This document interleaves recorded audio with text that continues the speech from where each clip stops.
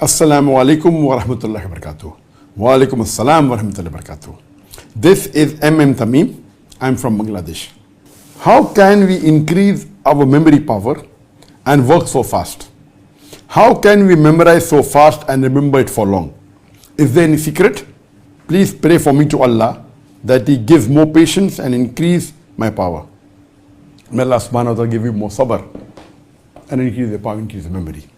Now coming to your question, that how can we increase our memory power?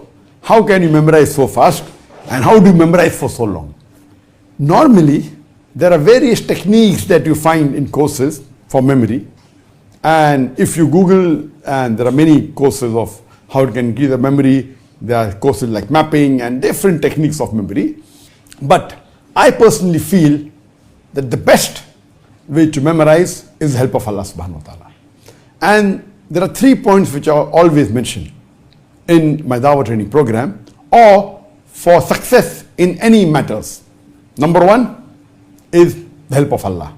Allah says in Surah Imran chapter 3 verse number 160. If Allah helps you, then none can overcome you. If Allah forsakes you, who is there then who can help you? So let the believers put their trust in Allah subhanahu wa ta'ala. So number 1, help of Allah. Trust in Allah, believe in Him, have faith in Him. His help is number 1 for your success. Without His help, you cannot get success. You may get temporary success, but not ultimate success in this world and the akhirah. Number 2, Allah says in the Quran, in Surah Ankabut, chapter number 29, verse number 69, that if you strive in His path, Allah will open up His pathways for you. So if you strive and if you struggle, if you do jihad in the way of Allah subhanahu wa ta'ala, Allah will open your pathways. So number 2 is after having faith in Allah, you should strive and struggle. You should do hard work. And number 3 is Allah says in Surah Nahl, chapter 16 verse 43. And Surah Anbiya chapter number 21 verse number 7. Fas'alu ahli zikri in kuntum la ta'lamun. If you don't know, ask the person who's knowledgeable. The last is the technique. So number 1 for memory of any success is ask for Allah's help. See that your niyyah is very pure. See that you're doing it for sake of Allah and only to gain the pleasure of Allah. Number 2, strive and struggle. And number 3 is the technique. As far as the memory is concerned, there are different types of memory. There is something like a temporary memory, something like an immediate memory, and something which is memory of the past, something which is a permanent memory. So normally when you memorize, whether you're memorizing the Quran or whether you're memorizing a lecture or whether you're memorizing any matter, hard work is important. And depending upon Allah's help, some people may read it once. They may have a photogenic memory and it goes in their memory for long. You know, for example, Imam Bukhari, mashallah, Allah had given him a photogenic memory. His memory was phenomenal. He didn't have to work hard like us. That was Allah's help. So if you have that level of help of Allah, then that is ultimate. But naturally the iman was high and the help of Allah also was high. But generally everyone should seek Allah's help, number 1. Number 2, strive and struggle. So what you have to do when you memorize, of course, you have to repeat that multiple times. And once you repeat it few times, 5 times, 6 times, whether it be 1 sentence, 2 sentences or 3 sentences, whether it be few verses of the Quran or maybe 1 verse, if you keep on repeating, it goes into your memory, but it goes into your temporary memory. So for it to be for a longer time, what you have to do, once you repeat it a few times, now again repeat it after maybe half an hour, then repeat it again after 2 hours, then again after 5 hours. The more you repeat and memorize, it keeps on going deeper and deeper in your memory. So if you're preparing for a lecture tomorrow, maybe you memorize it, then again repeat it after half an hour, then repeat that thing after 2 hours, after 5 hours. You repeat it few times and then maybe you're able to give the lecture.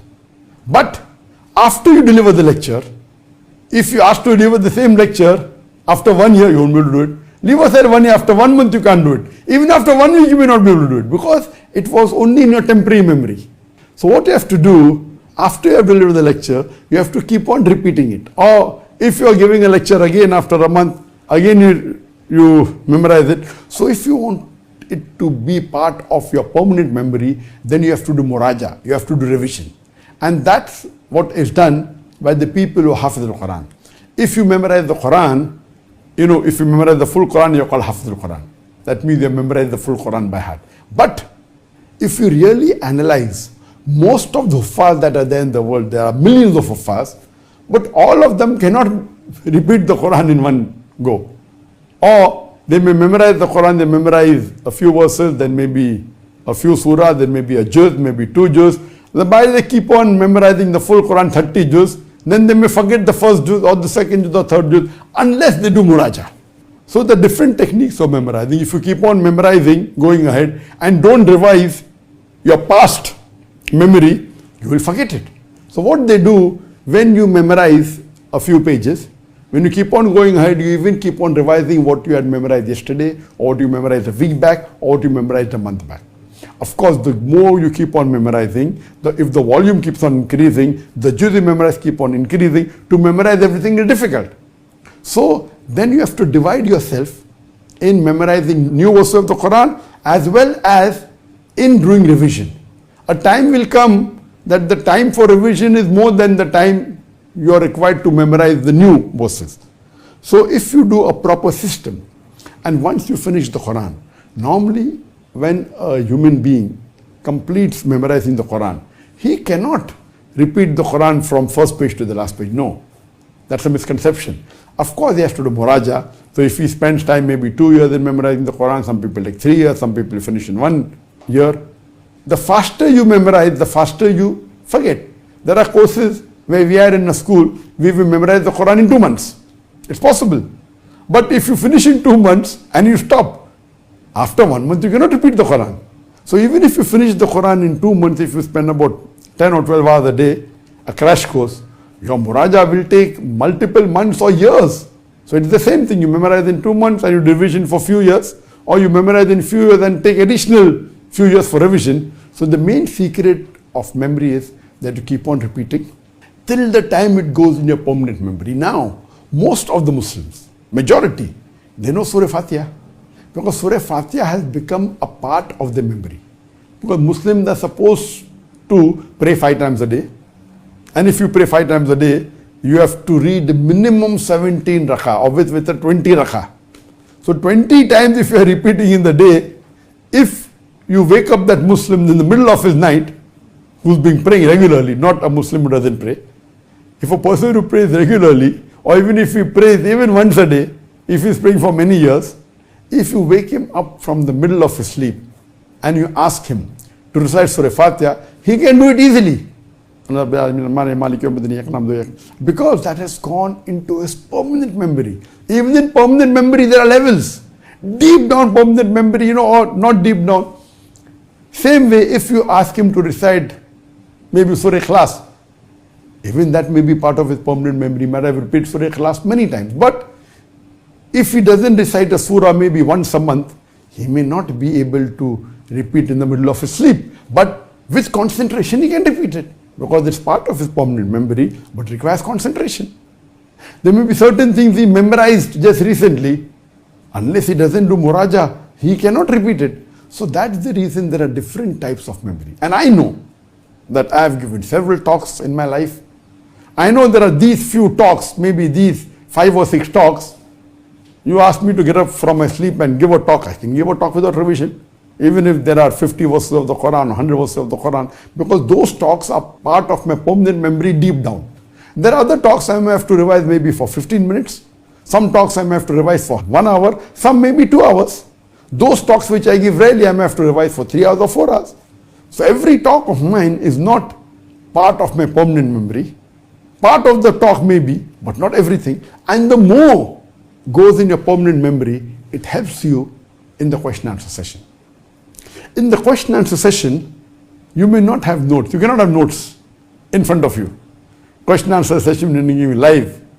So when you're giving a talk, you can memorize your talk and deliver the talk.